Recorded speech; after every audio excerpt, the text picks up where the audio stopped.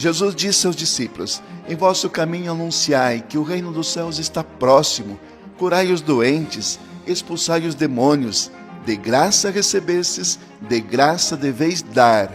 Como viver esse evangelho no dia de hoje? Todo discípulo missionário não deve confiar nas riquezas, nem buscar vantagens pessoais, mas levar gratuitamente aquilo que gratuitamente recebeu.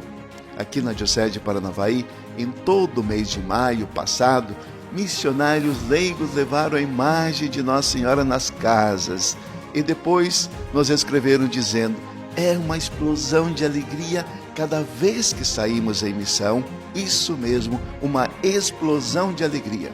Hoje celebramos o missionário São Barnabé.